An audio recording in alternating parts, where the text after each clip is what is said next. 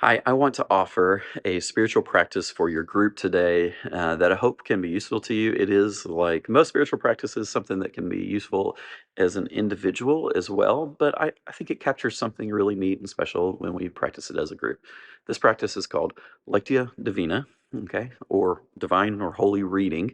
And it's just a certain way of engaging with a text that's not the kind of study, ask questions sort of thing that we normally use with a text. Instead, allows us to engage in a text with a prayerful, contemplative, meditative sort of spirit. And when we do that as a group together, I think that can be a really great experience. Like it's a powerful prayer experience. Now, Lectio can kind of come through different forms. There are lots of different if you like look this up on the internet, there's lots of different forms of it. But my favorite one is to start off by just having a word of prayer that's, God, please help us to receive this text openly. May our hearts be ready to hear your words speaking to us, something like that. And then after that, maybe have a little bit of time of silence to kind of allow ourselves to be focused and allow ourselves to be fully attentive to what we're about to hear. And then have somebody in the group read through the text a first time. Okay. And then sometimes what I like to do is then after that first reading of the text, allow there to be some space of silence, a couple of minutes, just time to really give that prayerful attention um, to the Spirit of God working within us. Then repeat the text and have somebody else in the group read it for a second time and just read it all the way through. And then there are a lot of different ways we can do this, but I would have again another period of of silence, and then say, okay, what we're going to do now is anybody within the group can just repeat a piece of the text that caught their attention. Now, this isn't a time for making a bunch of comments or making a little speech or even asking questions about the text or anything like that.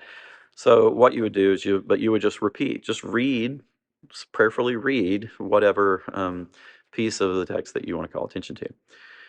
And we'll kind of keep doing that for a little bit and allow there to be space for anybody in the group to have a chance to do that. And this may take several minutes, just depending on the length of the text and the size of the group that we're in. And then after that's kind of had time to that process has sort of percolated and kind of run its course. Then I would have one person designated to one final time, a third time, read through the whole of the text. And you'll find that when you do that, that you'll, as a group, you as a member of the group will be paying attention to pieces of the text that you heard your brother or your sister, that were striking to them as they read it. And it just kind of changes the way that you engage with the text. Now, I would offer a couple of caveats here, or not caveats, but just ways of thinking about this process. And the first one is that in order for it to work well, you got to be okay with silence. Okay.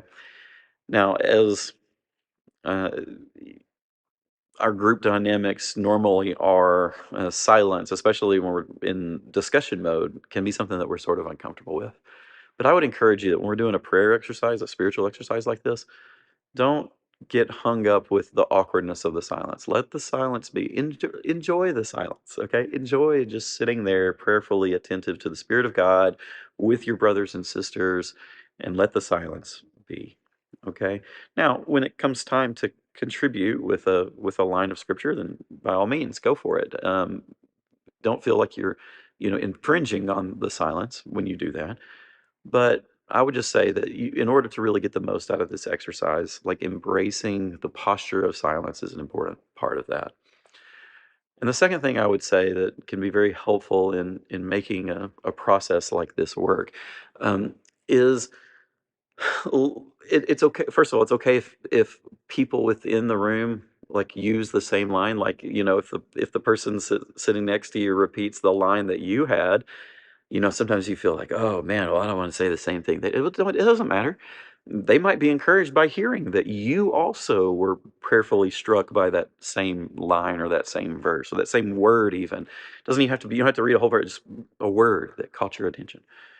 And they may find that they're greatly encouraged by that. So it's okay if you kind of come up on each other's stuff. It doesn't matter. It won't be a problem.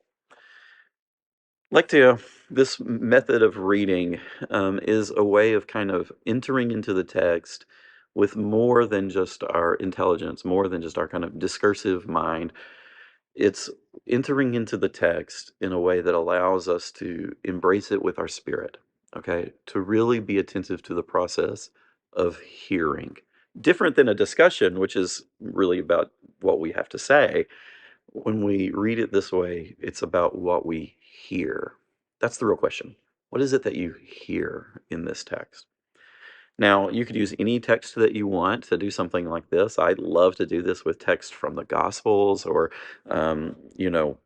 bits of poetic prophecy, from Isaiah or something like that. But I would recommend the Psalms to you as well. Our Encourager class has been studying the Psalms, and that's really been neat. And there are several of them that would be really great. Today, the Encouragers class studied Psalm 103, and I would commend that to you as a possible text. Group leader, you pick whatever text you think would work well for your group. And as you enter into it, learn to kind of listen to that text, and may the Lord speak to you. May you be ready to receive what He offers you. This is really the heart of the practice of Lectio Divina.